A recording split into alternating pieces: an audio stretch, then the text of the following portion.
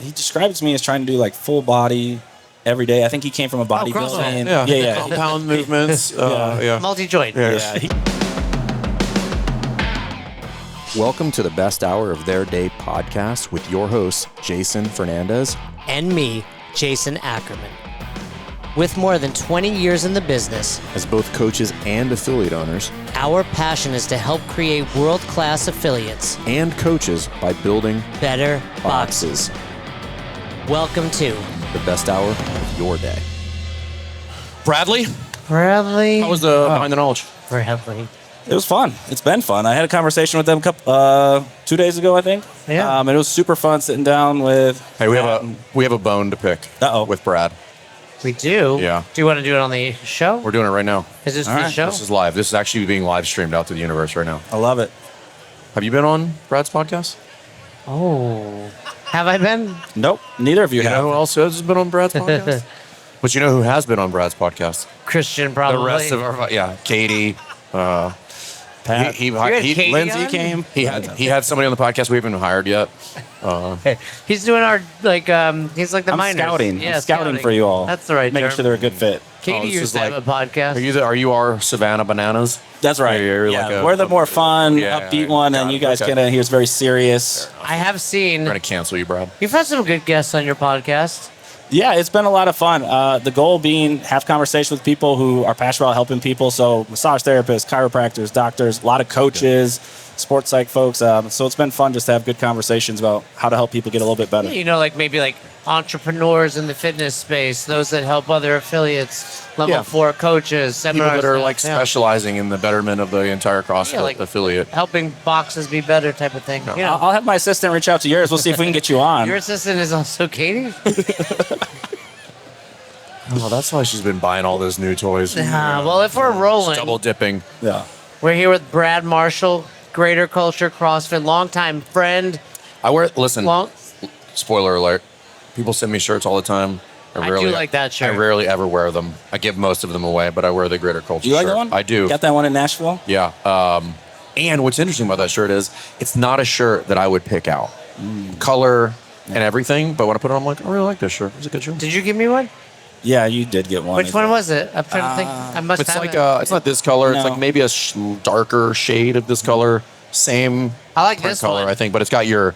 This was but our it's- summer drop. You have This was my- our first you have venture my into address. something fun. Yeah, we got your address. We'll get you But it's one. got your logo on the front. Looks good. Yeah. Well, yeah. well, Brad, we appreciate you. I know we've had some moving around this weekend, but Yeah. Greater Culture CrossFit. I want to talk about a few things. One, I mean, the word culture's in your name, so we have to talk about that. But you've also went from garage affiliate. So I met Brad in the old coaches development mastermind. I mean, were you in the initial group with Yeah, we were still Christian, getting billed Jersey, from your Tony? nutrition programming. That's how we were getting billed through that service. Man. So that was a long time ago. This is what Jay was just randomly charging you for things. It was, yeah. No, and this is the story of my life where Randomly charging people for things. no, we talk about just hitting record or just starting a group and Just go. Everybody Just wants to go. get in the weeds of things. It was we had an old business, Roz and I, so I had my Stripe or whatever set up, and I was like, cool, let's just Yeah. that was way back. You when. were in a lot of these groups, and correct me if I'm wrong, but you weren't even really coaching. Yeah, I loved coaching. It was a part-time thing. I still have a full-time job. So it was one of the things where I would coach 3 to 5 classes a week. It was Just minimal, really got yeah. excited about figuring out how to get better at it. And it was one of the groups, I think part of it was you guys hit record, listen to a few podcasts. I like what they're saying. Turns out there's a group that gets together and talks about these things. So that was really intriguing for me from the get-go. Don't let perfection or plan get in your way of starting a business. Just go. Yeah. I mean, and you're It's same you're approach someone here. who- Yeah. you know, but he Well, it's something he brought up, which is so when you found the podcast, we weren't talking really any business at that point. No. It was just coaching. I think you were just sharing your ideas on what you thought good coaching was. We were just running our sucks. But this has a lot to do with why we brought in Behind the Knowledge podcast. Is because we know that content resonated with so many people, and it was just like, hey, there's plenty of people that we know that are just as good or not, if not better than us at that. You know, Todd, Pat. There's plenty of people that can talk about. Still that. wanna Let's talk just- coaching. Yeah, still want to talk coaching. Yeah. So let's give the people what they want. You're one of the first guests on both. Really? Yeah. One of them. I mean, Yeah, one of Andrew them. Charlesworth was over Yeah, there. maybe 2 or 3. Yeah, but you're up there. So, talking about that, you were doing the thing in your garage. Yeah. We did that for a year. I was gonna say you did it for a long time. How big did you get within the? And it was a 2-car garage. 2-car garage, about 30 22 people? by 20 feet. So inside the space was maybe 400 square feet. We do have a concrete pad just outside the garage. So when the weather was nice, we're from North Carolina, we could venture out there and work out on the concrete. But we grew to about 21 members by the time we finished that year. Which is immediately in the black. I mean, Yeah, pretty much. I mean, our overhead at that point in time was just equipment, right? equipment and then software to run things. And that was pretty much it. Right. Maybe the electric bill goes up a little bit, but you're in the garage. It's not like. No, they a work lot out of in the usage dark. of the toilet, so Gotta keep the it plumbing lean. went up a little bit, but yeah. What- That's always a concern. So people have to go in the house. They do. So we had a bathroom that's just inside the front door, but you Like know, kind of like a mud room type entrance. a yeah, little bit. yeah. So people were venturing in and out. So you do have to get comfortable with people being in and around your house most of the day. It felt like because we had a morning class, we had a noon class, we had an evening You class. had a noon class in the garage of your house. Yeah. Oh yeah. Well, Adam talks about that too. You know, thin air, where it's like the kids are at the table. Yeah. And they're like, hi, right? So you, People running in your house having a nervous pee. yeah, there's Yeah. pros and chalk cons, everywhere. and, you know, Yeah, yeah. but it's a small price to pay, and especially for a lot of affiliate owners, you know, you're unique in that you will have a job. So, Yeah. but if they're like, I don't have the budget to open a gym, Yeah. cool, you can open one right here. Yeah, we bought a lot of things off Facebook Marketplace. We put some mats down. We had enough equipment, and we got thoughtful on the programming where you know you could have a couple people moving at the same time and still keep it pretty safe. And you realize pretty quickly you don't need a lot to run a class of 4 to 5 people. And you were charging a fair amount. Yeah, Out we of your started garage. charging $145 every 4 weeks for Out of the garage, unlimited. baby. Yeah. Out of the So, yeah. garage. So I mean, you're making nearly $3,000 a month Yeah, being home. Were Yeah. you working from home? yeah. I work So from that- home too, which also helped. Right. Yeah. Which is how you run a noon class. Yeah. But then Got to take a lunch Break. Yeah. every day you're going for and you come back sweaty. No, but then what was it? This is maybe 6 months ago you Yeah. reached out to me. Yeah, it was about 7 months into being in the garage, we caught wind of a local affiliate who Yeah. was looking to make a transition. So Yeah. we started that process of what would this look like if we took over affiliate in our town. And that was probably a 2 to 3 month process. And all the paperwork was finalized in December. So we officially got into a commercial space in December of 23. But talk about that, right? Well, Because Let me talk about the reason I love it. And my memory may be a little off. It was like you had your plan, and as always, the owner is like delusional, right? Yeah. And I'm like, how much is it worth? and I was just like, Yep. Not nearly that. but it was like, cool, chill.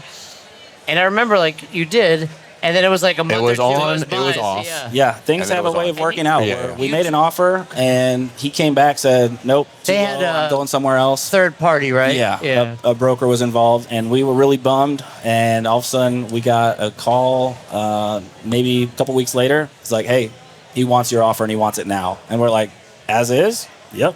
Boom. We were moving forward then. Well, so. when you came back, it fell through, and I was like, just wait. I knew Because it you'd given deep me, down. I was you'd like, given me the details. I was like, he'll be back. yeah. He'll be back. And I was like, it was like a perfect. Was like, see, like it was one of It those was. where it was like, Yeah. he was knew it. no, he was bummed. he was very bummed. I was bummed. He was a real But you get bummed. your hopes up, and you're making a fair offer. Like I get it. Well, and I think a lot of owners are probably experiencing this too, where you start looking at commercial real estate right now, and you're trying to get into it, and it's really difficult. It's And we rough. were starting to have a hard time with even people wanting a gym to be in their space, where they were either building a new commercial facility, or other facilities were like, "Hey, we want to put a gym in here," and they're like, "Nah, we don't want gyms in our facility." A little high risk for some of them, but then you start looking at the price per square foot, and you're like, I don't know how we can make the numbers work on this with a gym of 20 people moving into a facility. So this really was a perfect scenario for us, and it's been good over the last 8 months for us. So you, On that note, did we talk about it yesterday with Austin? The realtor. We talked about it Oh, yeah, yesterday. yeah, Yeah. So yeah. that's I believe that is done. I don't know if they've made an announcement. By the time this comes out, that will have been live on the street. But they have brought in a partner to help affiliates broker those deals, because most people are doing it the wrong way, which is like, oh, I'm a business owner, I'll rent the space, and you just get raked over the coals by the other agent, Yep. because you don't know what you don't know. So But you were just talking to our producer who hasn't been producing much this weekend, Christian, and he was asking you the pre-screening questions. Yeah. And I heard you tell him you're at like 73 members. What'd you say? Yeah, right now we're about 83 members. 83 members. Yeah. So you're up 60 members. Yeah, when we took over the space, they had somewhere between 30 to 40. It was pretty messy of figuring out what the memberships were, who actually was still a part of the gym, who wasn't. So once we settled the waters of moving in, I would say we probably started day one with around 50. So over the last 7 months, we've added about 30 members. Yeah. Well, so that net 3 number, you're ahead, but Right. Yeah. a really nice growth rate. look, It's been steady. easy question.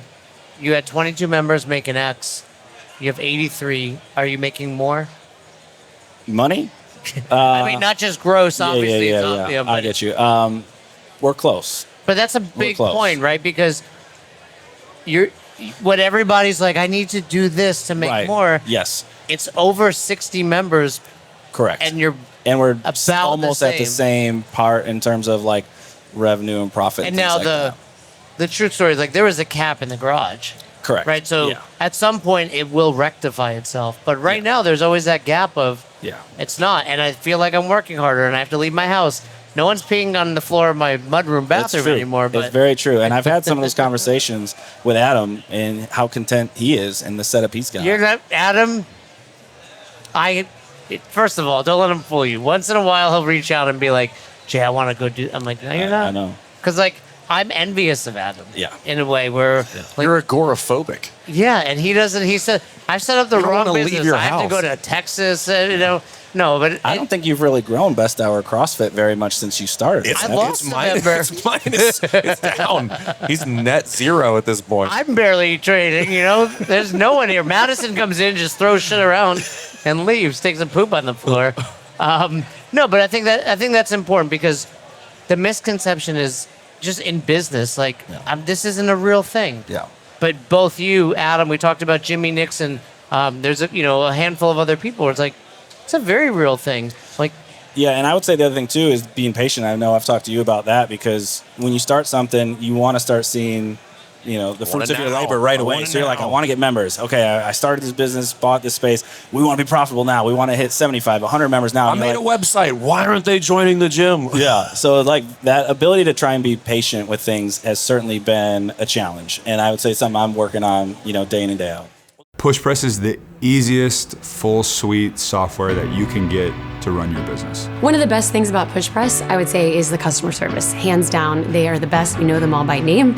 They hear a lot from us. They know us. And they know us, but they're there to help you. And they're also gym owners, so they understand. They are out of this world and helping their clients and just have a true passion for helping gym owners. They're so good with customer service. If you're not using it and your business is ready for it, or you're having stress with the system you're using, it's a no-brainer to give them a call. Before we found Push Press, managing different things was very complicated and confusing, and so we just needed something that was more user-friendly. If I had to describe Push Press, it would be comprehensive because they really understand what a gym owner needs and they give us all the tools that we need to be successful.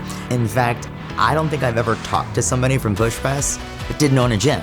So they understood, and I immediately connected with the people there, and the products that they gave me were just, this is everything I needed. Like, where have you guys been my whole life? The best way that I can describe Push Press is absolutely phenomenal. If I had a gym owner friend that didn't have Push Press, I would tell them that it's life-changing when it comes to having more time to work on the business, and the support is coming from other gym owners that are trying to do the same thing that I'm trying to do.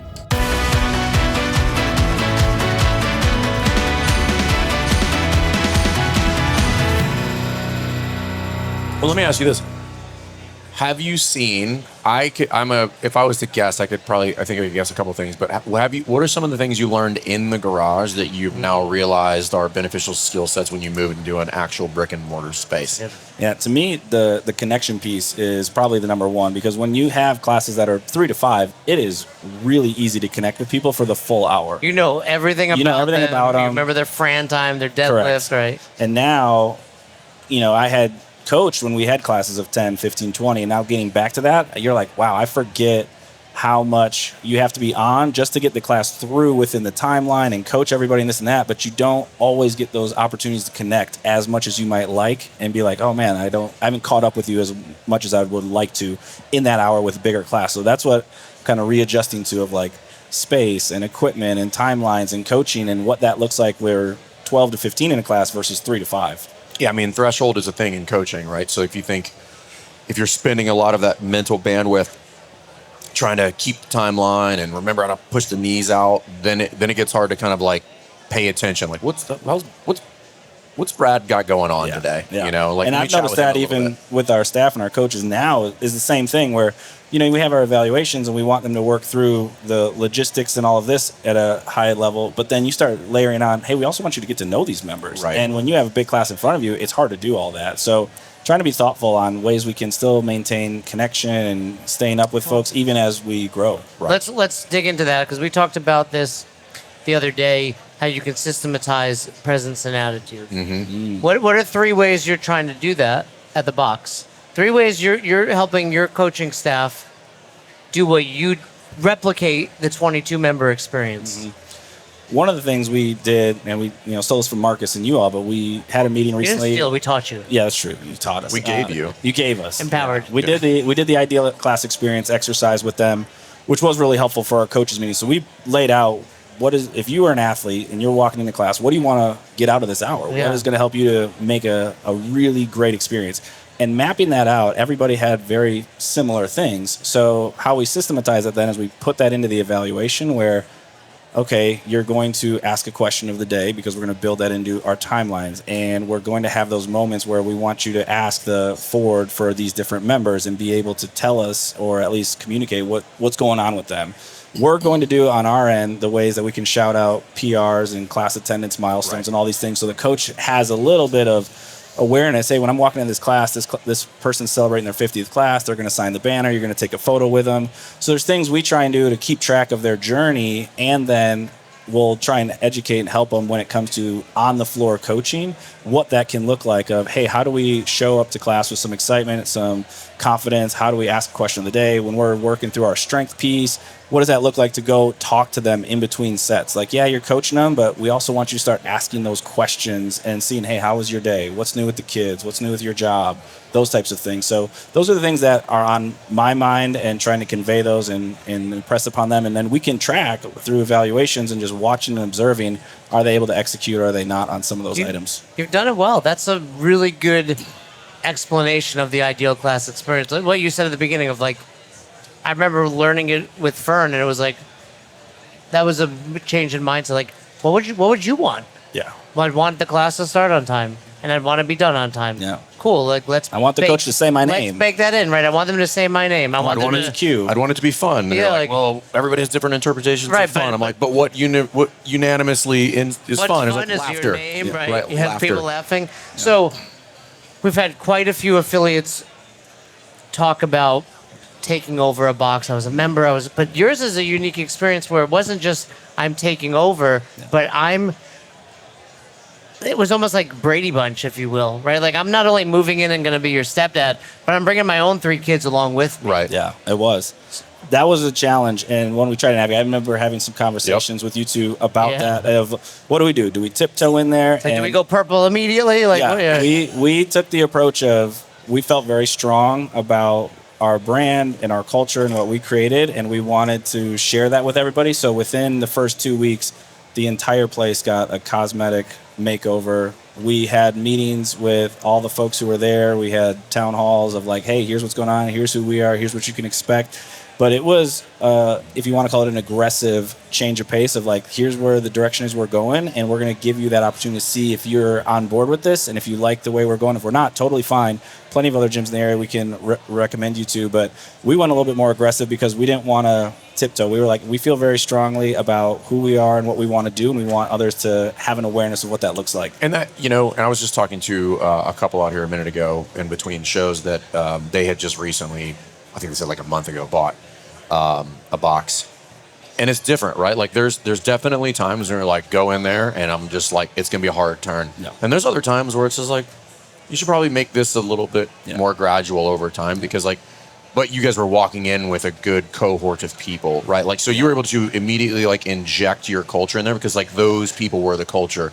Where if you're taking over a box, like you don't really, it's just you. Yeah. And it's you like fighting the mob essentially. Yeah, so you have to and be there a wasn't little any bit more staff that we were taking over. Right. So it was a pretty clean break of when we came in, like it was brand new owner, like, coaches, everything was go. new for them. So they were like, oh, okay. Versus if you're working with staff or coaches or other things like that, you do want to be a little bit more thoughtful with some of those pieces. Yeah, but it's ideally, if you could go in there and just like, yo, we're turning the lights off one day, we turn them back on the next day, and we're there. Yeah. You can get to it a lot faster. I think it certainly buys, whether you want to call it some credibility or trust, when we came in and really did a full-on remodel, it's different equipment, totally new aesthetics, new look. And they came in and they were like, oh, like they care. Like they care about this place. They care about where we're trying to go. And like they get excited about that. Well, it's kind of like, if you're coaching a class and you're running the warm-up, and as people are like grabbing barbells, you immediately start like shifting grip and stance and all those other kind of stuff. People are like, oh, all right, we're doing it. This is the thing. So if you can set the tone right out of the gate, everybody almost is forced to fall in line. They're like, oh, this is just how it goes now. But I also think you had a unique opportunity because they knew it was like, we don't want you anymore, the former owner, right? Yeah. So they had to somewhat be like, well, this guy's coming in. This is our only hope. It right? could have been, yeah. Right. So although they might not have loved every decision, well, the former owner is gone. Yeah. So the alternative is we shut this place down. Like you're almost the savior in that moment. Like potentially, I don't think that was on our mind, but I appreciate the thought there. The idea that almost came to my mind too was this idea of how do we show we care about them as quickly as possible in just the way we operate and the way we do business. Of like, we're going to communicate everything to you. You're going to you can expect that communication to be consistent. The way we run our classes, things like that. We wanted there to be some consistency because I know people love stability. They love knowing what to expect and what's coming. So if we can provide that for them of like, it looks like it's a big change with the name and the brand and this and that, but like when you show up to class, you're still going to get an hour of fitness and here's what it's going to look like and here's how it's going to unfold. And there's a lot of things that maybe feel similar, great. And then maybe a few things that are different, great too. So I think that was helpful of trying to build some of that trust and showing how we care about them from the get-go. From we've talked about the culture perspective. What about everything else, right? Because like you said, there's a mishmash of memberships and we don't know who's paying, who's not. So how did you streamline everybody to like, because that's another one, like it's one thing to be like, hey, by the way, this is the style of class we're coaching. It's another thing to be like, and you're going up $45. We're still working through that. So when we came in, when we looked at what they were paying to compared to even what we were having our garage members pay to what we wanted to get everybody to, very different numbers. And we were like, well, if we make that... Your people in the garage are paying more than many of them were, correct? All of them. Most of them are between $115 to $130 a month. And so, so from that point, we were honest with them and said, hey, we want you to try us out and see if you like us, see if we earned your trust, and we're going to do a price increase. But we told them up front, we're going to do a price increase for sure at 6 months and most likely again at a year, because if we made that first price increase right away, that would have been a huge sticker shock. So we're still in the process. Like those are things I'm like, that's out of place. If you do that now, it's going to cause you problems. But done well, it's not going to be a problem at all. When done well at the wrong time, you're still going to run into now friction. in 6 months. Oh yeah, they're like, oh, I'm good with that, and you're like, probably cool. some of you telling you, just do it now. Right. Yeah. So we put some of those plans in place. We communicated those up front because that was kind of everybody's like, what's going to happen to class times and how much am I going to pay and this and that. So we tried to ease everybody's concerns with some of that. But yeah, there's a lot of logistics around that where we're still working through, because you've got people coming in who are brand new, don't know us or our affiliate or our background. You got all the members who we've maintained from the garage. We got the group that we took over. So, and you're trying to continually just bring it to like one team, one community versus like all these different pieces. And I think over the last 7 months, it feels much more like that now. What's been one of the biggest struggles? I don't know, say struggles. Maybe misconceptions about like what you thought going into brick and mortar is going to be versus like you're like, oh, it's going to be great, and you're like, it's probably the classic. Like if you build it, they're going to come, because it doesn't work like that. Somebody said it was true yesterday. I forget who the So we're starting to see some of the fruits of our labor of like, building your good Google business profile, and like having people who can see like, oh, there's a business there and this is a different business, and word of mouth. So there's the things where it's like we had a relationship with a variety of folks in the community who kind of like knew of us. Oh, you did the garage thing. That's cool. Good for you. I'm going to not, want to get involved with that necessarily. But now it's kind of like we've been established long enough that they're like, oh, like, I'm going to go check that out. Or we're starting to get more people reaching out through the website and things like that. And you guys will break patience. You'll break over 100 before the end of the year for sure. Yeah. So what were some of the other changes to, you've done a great job impressing your culture on them. What are some things from their culture that either are still true or they had the hardest time relinquishing? Yeah, and it's really interesting because, to be completely honest, I didn't know what their culture was like. I didn't drop into their classes. I didn't go see what their experience was like. So even in the process of talking to their owner and trying to get a feel for like what he did, the programming they did, and how they operated, I still couldn't get a great picture of that. So for me, I didn't 100% know what they were used to or what they knew. So that was a challenge too. And I tried to talk to some of them like, what do you guys like? What are things that like class times, this and that? Are there a few maybe brand heroes from the old box that are good for you? They're we've got a few that have been with us, and they are some of our biggest fans. Where we're super grateful for them. We always want to continue to shout them out, and that's been really helpful. Is having some of the folks who are staples from that community are now staples in our community, and it's really fused, and so that's been really helpful. And have you seen the two communities come together? Like, are there like, new friendships? Yeah, I think so. And we've started, and I think a lot of gyms will see this, where you start to see communities develop within the class time. So it's like you got your morning crew, and then you got the folks that typically get together at noon, and they're called gangs. Yeah. You'll start to see like your community sleeping with the members of that community, and that's when you know you're successful. Don't put that out there. Yeah. When there's officially consensual sex. There you go. Nobody wants that. Nobody. But no drama. Yeah. Not yet that we know of. You know how you avoid drama? Don't allow it. You don't allow drama. You don't allow it. Yeah, you just don't deal with it. Affiliate owners, if you want to grow revenue, what you need to understand is impact first. Offering the best classes and changing people's lives is how you get the revenue that you are searching for inside of the affiliate. And that starts with running fantastic classes here inside of the box. If that is something that you are looking for, we've got world-class coaches that are going to help you do that and help you run a better box. Everything from the coaching on the floor to the systems on the back end, we're going to cover it all. Book a call. We'll see you guys on the inside. Programming-wise, what was were there any differences between what you guys were doing and then what they were doing? Other than changing prices and class times, that's the big thing. That's going to be the biggest hurdle. People are like, they don't know what they're doing. Yeah, the owner from the previous gym did their program, and he kind of gave me an idea of how he operated. And and you were like, that makes no sense. Yeah. It's no wonder you failed. It was one where you have to hide your faces. You're like, it sounds great. Okay. Yeah. And so we have been following the same program. We outsource. We use Training Think Tank's affiliate program. We've been doing that since we started, and I've got a Max is smart dude. Big heart for them and their programming, and I think it's really well done. So we've been doing that, and as soon as we took over, we just said, hey, y'all, here's what we're doing, and you're going to get a feel for what the workouts are like and how we're going to coach, and you'll see some progression and see how you're developing. And I think, from their standpoint, most of them are like, I'm getting an hour of fitness in, and I feel like I'm getting better, Maybe I want more tire flips or something like that. And we're like, it helps that you're fit. Yeah. What was he writing? And not to pick on his programming, just like just to get an idea of like what they were doing. Too much. Yeah. He was trying. He described it to me as trying to do like full body every day. I think he came from a bodybuilding. Yeah. Compound movements. Multi-joint. Yeah. He came from a bodybuilding background, big gym. So he would throw a variety of things. Yeah, and kind of like sprinkle stuff in where it's like, I don't.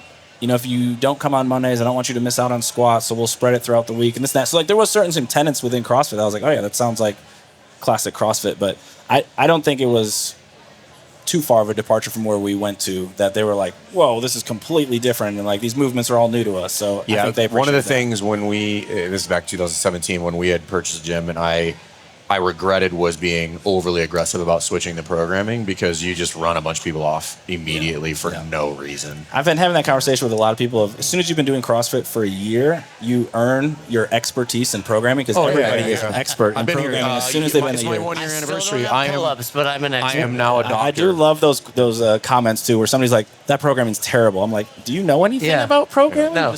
Define terrible, and what do you mean by programming? Yeah. You use push press at the box. No, we don't. We use StreamFit actually.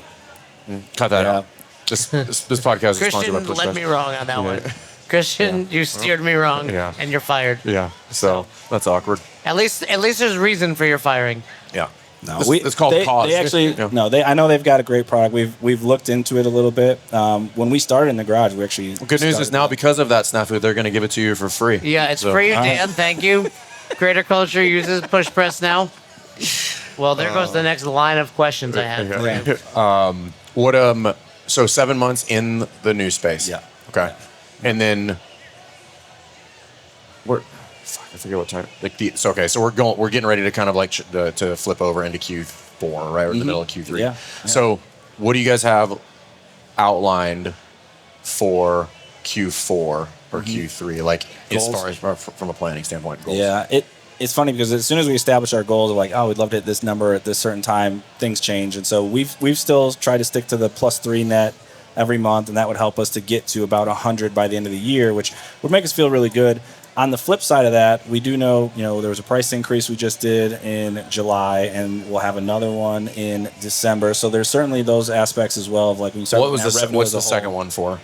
To get them up to what everybody's coming in. You did 2 jumps. Yeah. Yeah. Okay. Yeah. So 145 is the 4 week, every 4 weeks. So that was our garage. That's what we kept folks at for a while. We are charging 160 every 4 weeks. No, so they had to make a jump when they went into this. Okay, so you made a jump not just for the members of the original we'll make a space, jump for but them, now even for the garage folks too. Yeah. That'll be the revenue that puts you over the. Yeah, that'll the certainly be difference. helpful. Yeah, and if we net 3 a month, we would be looking at right around 100 being in it for about a year, which over the course of a year is about 50 members, which is pretty good. So give us 3 things you're doing well at Greater Culture to promote culture.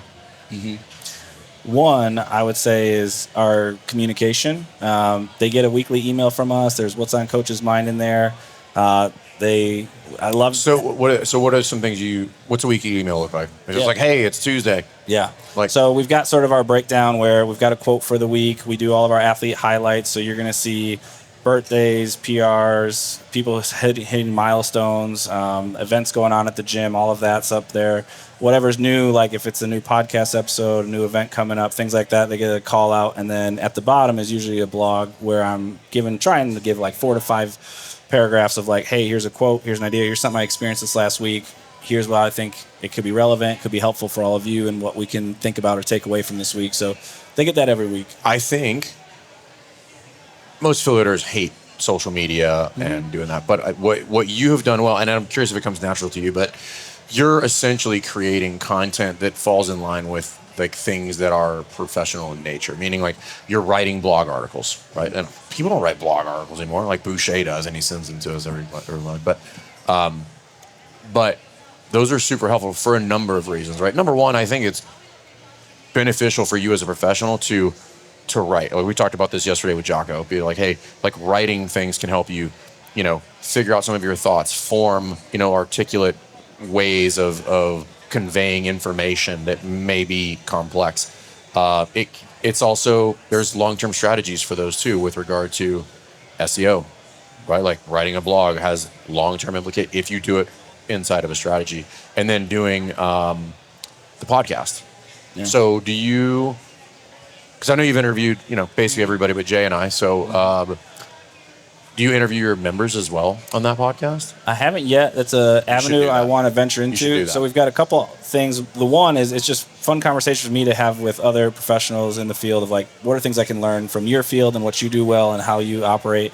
So that's one side of the house. We'll do some, we call it Greater Culture chats, which are more smaller bits with some of the coaches on different topics. Those are like 10 to 15 minute episodes that will drop on different themes.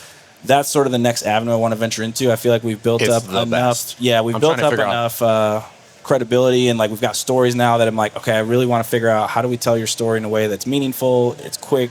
I'm trying to figure out how to get back to doing it because, dudes, when I was doing those, this is years ago, it was some of the best content. Yeah, we used to do Sunday chat with our members. So like during the week, I would just set up the camera, we chat, and I loved getting to know our members. They loved sharing it with one another. You find out some of the coolest stuff about people. You're like, what? Yeah. You did what? Just like getting to know you. Yeah, that was it. It's just like, it was tell me about your life. Yeah, tell me about your life. Tell me what you like about all this stuff. Like, tell me like interesting things about you, like all sorts of crazy backstories that you'd find out about people.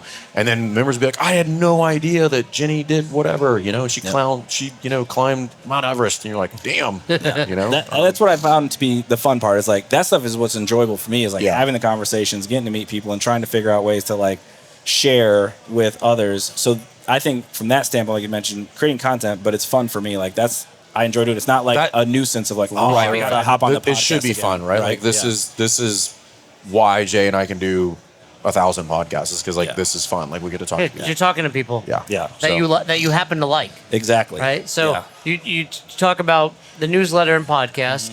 What else are you doing? Give us one other thing. Yeah. In terms of creating culture, to me, and I mentioned this the other day on the conversation with Pat and Todd, but this idea of like, what's the language we're using in the gym as we're coaching folks and as we're briefing workouts and as we're trying to encourage folks, just how important that is and how that makes a difference on people's mindset, the way they talk to themselves.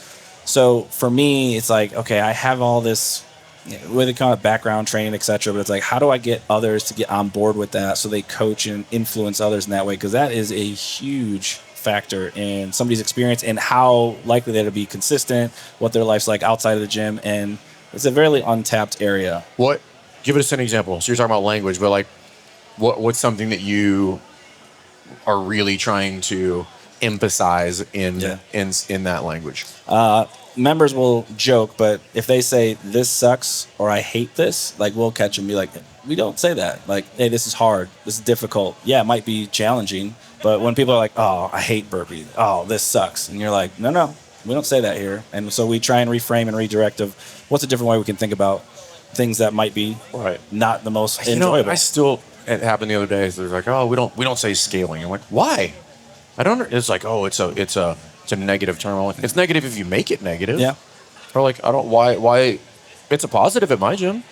Like, why does it have to be negative? Like, but the stuff like that. But what I'm bringing to light here is that like the language thing is real. Yeah. You know, we did a podcast years ago about saying, like, trying to, when you're going to say things like, hey, if you don't have pull-ups, you rephrase that statement. Hey, if you're working on pull-ups, you're going to be over here. Yep. If you've got pull-ups, you're going to be over here. Like, those are entirely different. That's the growth mindset idea of, can you add the word yet to the end of it instead of saying what you don't have, focusing on what you don't want to do. Or focus on the progress. Or focus on where we're going. What am I working on? Hey, if you guys are working on your pull-ups still, you're over here. If you've got them over here. And I think that's one of those ideal class experience when you bring it full circle. If I'm in a class and I feel like the outcast because coach is like, hey, for all of you who don't have this, go over there. I'm like, whoa, that's lepers. Well, and to the point we're making. In the corner, losers. If you're listening, you're like, that's not, because you're not on the other side. Whereas like that person you're saying, it's like, hey, I'm over here by myself now. Yeah, like, hey, if you're still fat over here, right? It's like, whoa, dude. Like, I'm trying, you know? I'm trying.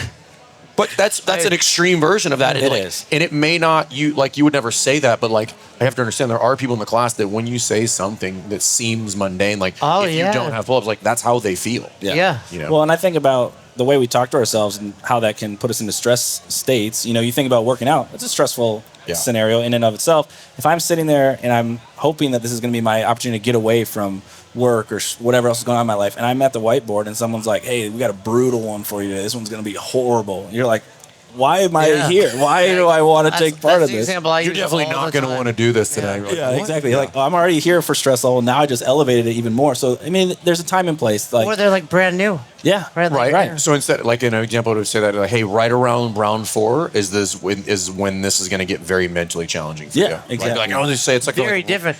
And also now that I'm in round 4 feeling this way, I'm like, oh, Fern said I should. This is normal. Yeah, he told me this is exactly where it's going to happen, and he was right. So I'm like, hey, it's happening in round 2. What's going on? We know Jay always goes out too hot anyways. Let him crash and burn. You lied to me. Yeah, exactly. Well, man, you're kind of like my big little brother. Oh, wow. Right? Like, no, because I've seen you grow up over the last, Yeah. It's been 5 years, but, you know, coming on as a coach, evolving to opening your box in the garage, and now, you know, venturing out to the real world of affiliate ownership is really cool. Yeah. I really get the sense that you love it. I do. And it's funny, when you talk to other coaches, some people love the coaching. Some people love some of the business and the behind the scenes stuff. And so this idea of trying to figure out and problem solve of building a business and building a culture is something that's really fascinating to me. So, and that's what I feel like you can look at. If you can continue to love that, you're going to be just fine. When you look at like the content you consume, you know, and back when it was all coach development. How do I become a better coach? Lately, it's how do I read more books like Unreasonable Hospitality? How do I listen to more podcasts with you guys talking about ways and listen to other owners and what they're doing? It's a different game we're playing, but I still love it. Everybody but the best in the industry. Yeah, that's right. That's right. Yeah. Well, I appreciate being up here. When you're ready, you have this guy on the podcast. I'm busy. Yeah. But we don't know what he's doing, but he's busy. I was trying to work my way up to the CEOs. I didn't think you can go to the CEOs right away. I wanted to warm up and make sure we had a legitimate podcast before we bring you on. Very likely we would have pushed you back down. We would have said Katie's available. Yeah. That's right. But now I'm offended, so we're there. All right. So. Well, mission accomplished. So now you're both going to be on the podcast. This will be fun. Love it. Well, Brad, Greater Culture. It's awesome to hear your story. It's awesome to see what you're doing. And we look forward to you passing the 100-member threshold and just continuing to do great things. Yeah, well, not that you need any more shout-outs, but appreciate the community you've created because it allows coaches and owners to really bounce stuff off each other and really grow, which has been awesome. So really appreciate that. Yeah, and we'll end this with a phrase that you said yesterday that I had heard recently, but it's not your phrase, though. But again, Greater Culture. Culture eats strategy for breakfast. Ooh. Thanks for checking out this episode of the Best Hour of Their Day podcast. We appreciate you listening and choosing to have us help you in your passion for coaching and affiliate ownership. You can find more episodes just like this on all podcast platforms. If you're interested in learning more, you can reach out to us on any social media platforms, or you can visit www.besthouroftheirday.com to book a call. If you found this episode helpful for you, please share it so that we can help other coaches and affiliate owners to help build a bigger and stronger CrossFit community. Thanks for listening.